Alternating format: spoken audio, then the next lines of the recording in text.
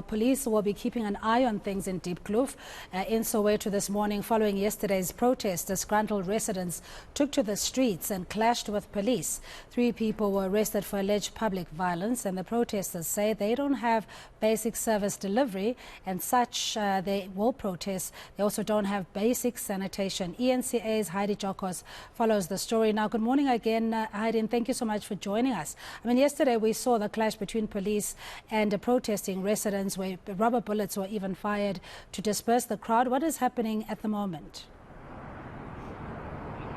Yes, I must say it's a lot quieter this morning compared to what we saw yesterday. There is, of course, a high police presence. I'm going to ask my colleague Tammy to just show you that we are seeing about 2 police signalas as well as Jane PD and as I mentioned, police presence, public order policing. You can also see that there is some rubble still here on the Chris Hani Road leading in and out of Soweto, and this is from last night.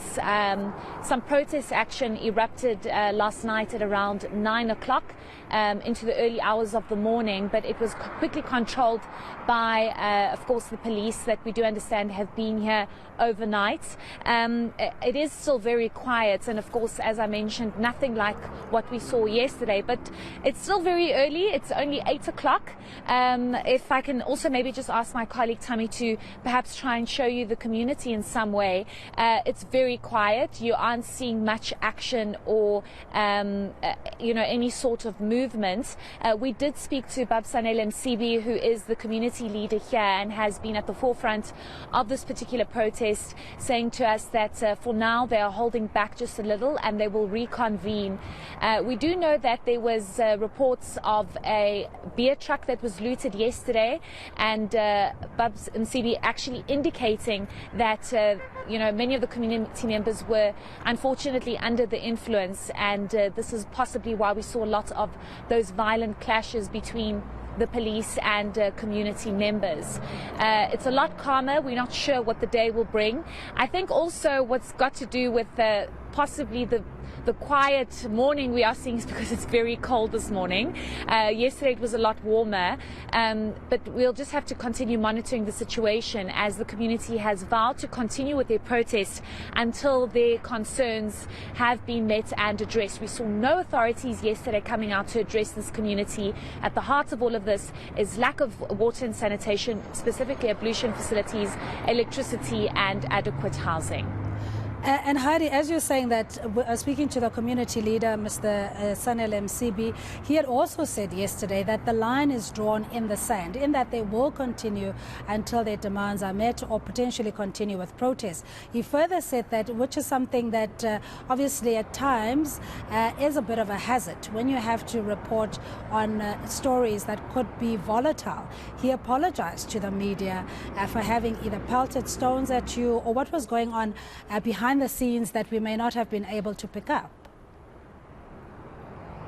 Yes, sadly and unfortunately, we do know that about 3 media vehicles were hit by quite large rocks. The windows of those 3 vehicles were damaged, and we do know that one reporter was actually trying to walk back up onto the main road, and rocks were being thrown at them. The community obviously, as Baba Msibi was indicating, that it's obviously got to do with the fact that many of these community members were under the influence. They were not able to gauge which vehicle was the media, and they were just throwing rocks trying to protect themselves, which is rather unfortunate. And the community leaders have since apologized, and they've indicated that it's rather unfortunate, and they will try their very best to ensure that media are protected, as we are here to tell the story and to cover events.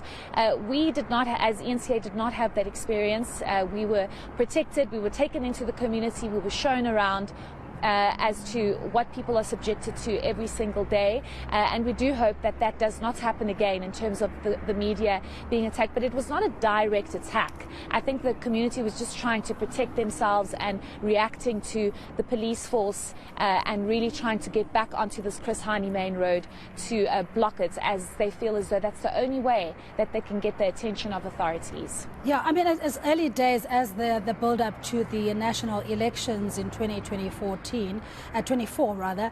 But the thing is that these situations could potentially implode, because this is the currency that poor people have in being noticed by authorities and getting their plight more, ventilated or being brought to the surface. Yes, exactly. And interestingly, you speak of the elections next year, because this community has made it very clear and sent out a stern warning whether that is going to be seen next year when voting comes. But they've basically indicated that they want no political parties to come and campaign for next year's 2024 elections, because they feel as though this always happens.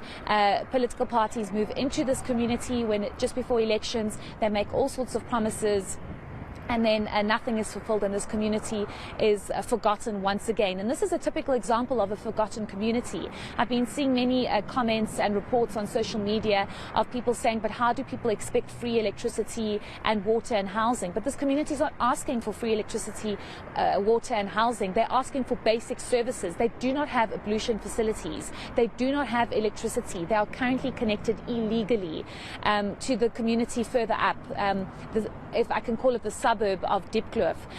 They connect illegally, and if they had basic services and they were not paying, it would be a different story. But they don't even have the basics. They have communal taps where you see mothers coming out and washing clothes and gathering water so that they can go into a room where 11 people are sleeping in to bath, and there are no proper ablution facilities. They're using mobile toilets. So this is all going to play into what people are going to be looking out for to vote next year. And this is what the community has said, that if nothing is sorted out, they will not be voting, or they will not be voting for the political party they would ordinarily have voted for. This story and this situation, Cindy, stems back from 2007, where this community was promised RDP houses. There were certain block of flats that were built, then they were forced to move in there but pay rent, and this community saying as a hostel they cannot even afford basic essentials. How are they going to be able to afford rent? All right, Heidi, thank you so much for that update with her colleague Tammy there, Heidi Giokos, out in Diepkloof in Soweto, where police presence is there. And this is as a result of the protests that erupted yesterday, leading to 3 people being arrested for public violence. We'll keep a close eye on that and other stories.